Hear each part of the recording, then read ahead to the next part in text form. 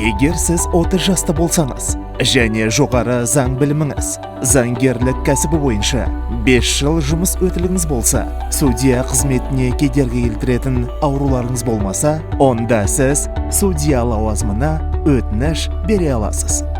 Ол үшін сізге біліктілік емтиханын тапсыру, тағылымдамадан өту, конкурсқа қатысу қажет. Жоғарғы сот жанындағы сот төрелігі академиясының түлектері академияға біліктілік емтихан сәт тапсырған. Ол аяқталған сәттен бастап 4 жыл ішінде бірінші және екінші кезеңдерден өтпейді.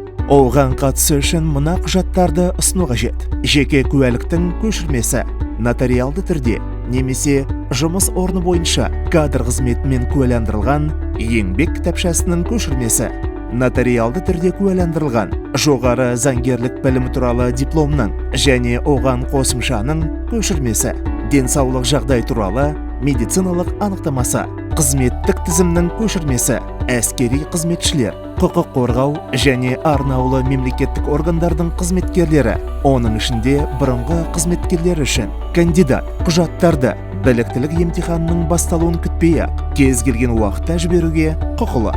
Одан кейін кеңес кандидаттардың құжаттарын арнайы тексеріске жібереді.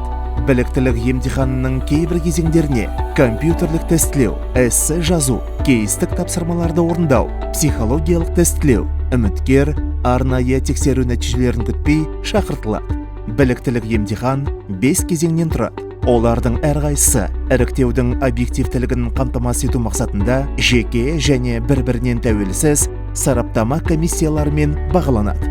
Кандидаттар емтиханның келесі кезеңдерінен өтеді. Қазақстан Республикасының заңнамасын білуін компьютерлік тестілеу, жазбаша эссе, кейс тапсырмаларын орындау, психологиялық тестілеу, комиссияның мүшелерімен әңгімелесу.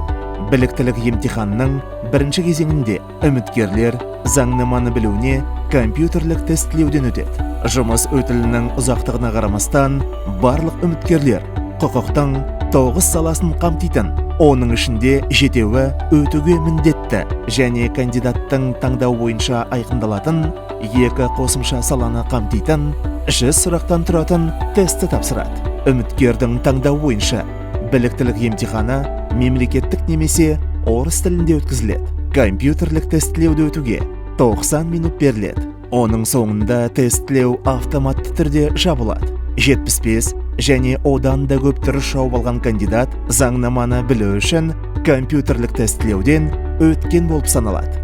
Тестілеуге дайындалу үшін жоғары сот кеңесінің сайтында заңнаманы білуге арналған байқау тестілеуі қарастырылған. Заңнаманы білуге арналған компьютерлік тестілеуді сәтті тапсырған адамдар эссе жазуға шақырылады.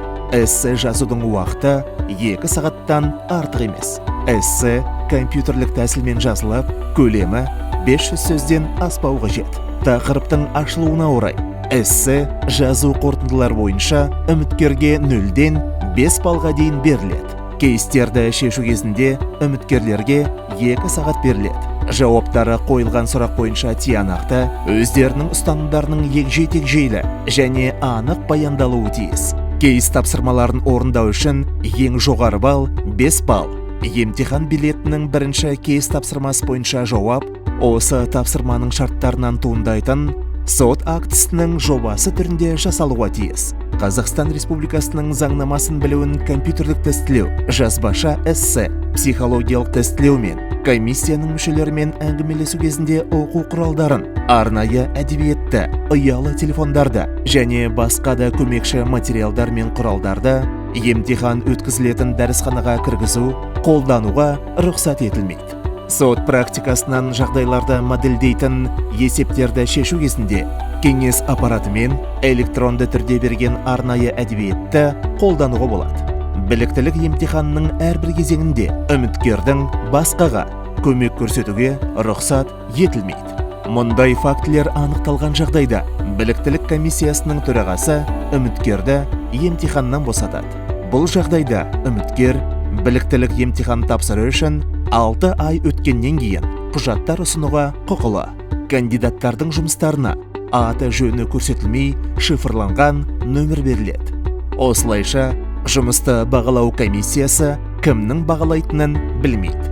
Комиссия судьялар мен академиялық қоғамдастық өкілдерінен тұратын тәуелсіз сарапшылардан тұрады. Эссе жазуға және кейстік тапсырмаларды орындау үшін жоғары сот кеңесінің сайтында әдістемелік ұсынымдар орналастырылған.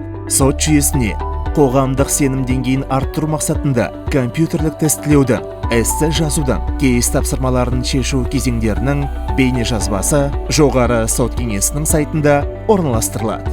Эссе жазып, кейстік тапсырмаларын орындағаннан кейін үміткерлер психологиялық тестілеуге жіберіледі. Оны облыстық және оларға теңестірілген соттарда психолог мамандар өткізеді. Психологиялық тестілеудің мақсаты үміткердің судья ретінде жұмыс істеу үшін қажетті жеке психологиялық ерекшеліктерін, сондай-ақ мұндай жұмысқа кедергі келтіретін факторларын анықтау болып табылады.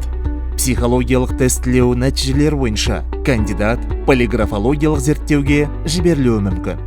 Психологиялық тестілеуден сәтті өткен және арнайы тексерудің оң нәтижелерін алған жағдайда кандидат біліктілік комиссиясының мүшелерімен әңгімелесуге шақырылады.